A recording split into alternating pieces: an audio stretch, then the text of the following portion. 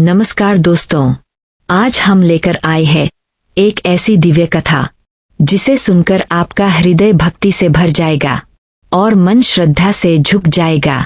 यह कहानी है उस पावन रात की जब धरती पर स्वयं भगवान ने जन्म लिया। यह कहानी है श्री कृष्ण के दिव्य अवतार की, मथुरा नगरी जो कभी खुशियों और समृद्धि का केंद्र हुआ करती थी, आज भय और अत्याचार के साए में जी रही थी। इस भय का कारण था मथुरा का निर्दयी राजा कंस, एक ऐसा शासक जिसके दिल में न दया थी न करुणा, सिर्फ सत्ता की भूख और मृत्यु का डर। उसे एक आकाशवाणी ने डरा दिया था, हे कंस, तेरी बहन देवकी का 8वां पुत्र तेरी मृत्यु का कारण बनेगा। यह सुनते ही कंस का दिल कांप उठा। उसने तुरंत अपनी बहन देवकी और उनके पति वासुदेव को कैद कर लिया। अंधेरी, ठंडी और भयावह कारागार में, जहां ना रोशनी थी ना उम्मीद। देवकी, एक माँ जिसने अपने ही 6 बच्चों को अपनी आंखों के सामने मरते देखा।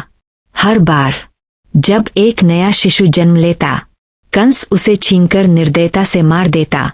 उनकी चीखें, उनकी बेबसी, उनकी पीड़ा इन पत्थरों की दीवारों में गूंजती रहती थी। लेकिन इस बार कुछ अलग था। यह 8वां गर्भ कोई साधारण नहीं था, यह स्वयं ईश्वर का आगमन था।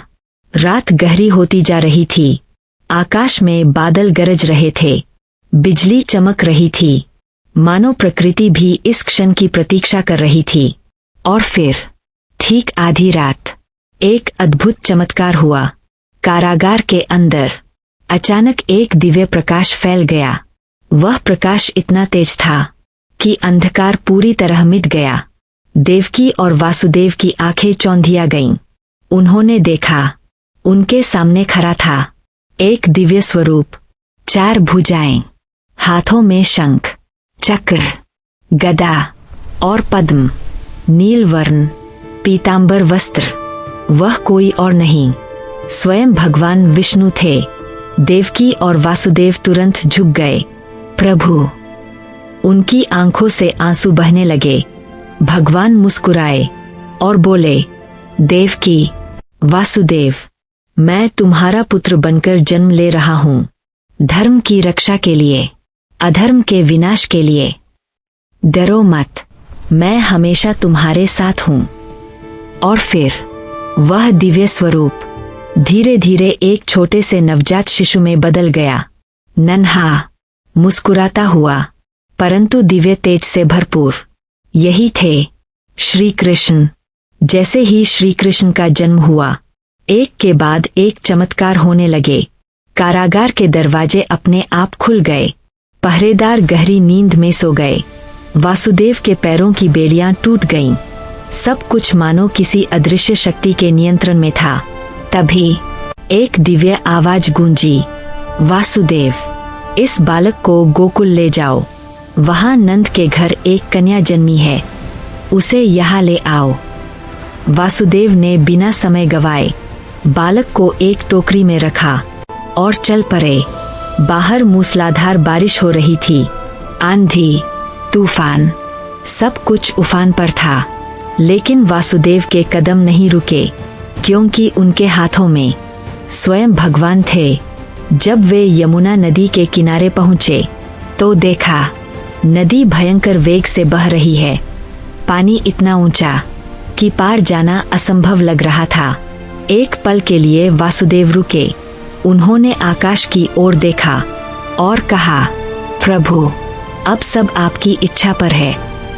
और फिर वे नदी में उतर गए। लेकिन तभी एक और चमत्कार हुआ। यमुना का जल धीरे धीरे शांत होने लगा, मानो नदी स्वयं रास्ता दे रही हो।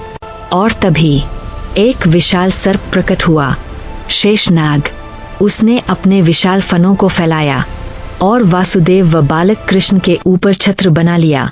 बारिश की एक बूंद भी अब उन तक नहीं पहुंच रही थी। यह दृश्य इतना अद्भुत था कि शब्द भी कम पड़ जाएं। वासुदेव की आंखों में आंसू आ गए। उन्हें अब कोई संदेह नहीं था, यह कोई साधारण बालक नहीं, यह स्वयं भगवान है। आखिरकार वे गोकुल पहुंच गए। वहां चारों ओर शांति थी, सब लोग गहरी नींद में थे। नंद बाबा के घर पहुंचे तो देखा यशोदा माता ने एक कन्या को जन्म दिया है और वह गहरी नींद में है। वासुदेव ने धीरे से श्री कृष्ण को वहां सुला दिया और उस कन्या को उठा लिया। सब कुछ इतनी सहजता से हुआ कि किसी को कुछ पता ही नहीं चला। फिर वासुदेव वापस मथुरा लौट आए। जैसे ही वे कारागार में पहुंचे, सब कुछ पहले जैसा हो गया। दरवाजे बंद, बेड़ियां वापस, पहरेदार जाग गए, मानो कुछ हुआ ही न हो। सुबह होते ही कंस को खबर मिली, देवकी का 8वां बच्चा जन्म ले चुका है। कंस तुरंत कारागार में पहुंचा। देवकी रोते हुए बोली, भैया, यह एक कन्या है, इसे मत मारो। लेकिन कंस तो कंस था। उसने उस बच्ची को छीन लिया और उसे मारने के लिए ऊपर उठाया। तभी एक जबरदस्त प्रकाश हुआ।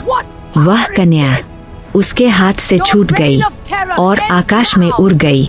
उसने देवी का रूप धारण कर लिया और गूंजती आवाज में बोली, हे कंस, तुझे मारने वाला जन्म ले चुका है और वह सुरक्षित है। कंस डर से कांप उठा। उसकी आंखों में भय साफ दिख रहा था। अब उसे समझ आ गया था, उसका अंत निश्चित है। उधर गोकुल में खुशियों का माहौल था। नंद बाबा के घर एक सुंदर बालक का जन्म हुआ था। ढोलनगारे बज रहे थे, मिठाइयाँ बांटी जा रही थीं। पूरा गांव जश्न मना रहा था। यशोदा माता ने जब अपने लाल को देखा तो उनका दिल प्रेम से भर गया। उन्होंने उसे गले लगाया और कहा, मेरा कान्हा। उन्हें क्या पता था कि उनका यह नन्हा बालक पूरे ब्रह्मांड का स्वामी है। यहीं से शुरू होती है श्री कृष्ण की लीलाएं। माखन चोरी, कालिया नाग का दमन, गोवर्धन पर्वत उठाना और अंत में कंस का वध। यह कथा हमें सिखाती है कि जब भी अधर्म बढ़ता है तो भगवान स्वयं अवतार लेते हैं। जब अंधकार गहरा होता है तो प्रकाश जरूर आता है, और जब विश्वास सच्चा होता है तो चमत्कार जरूर होते हैं। अगर आपको यह कथा पसंद आई हो तो इसे अपने दोस्तों के साथ जरूर शेयर करें और ऐसी ही दिव्य कहानियों के लिए हमारे साथ जुड़े रहें। अंत में बांसुरी की मधुर धुन धीरे धीरे समाप्त। जय श्री कृष्ण।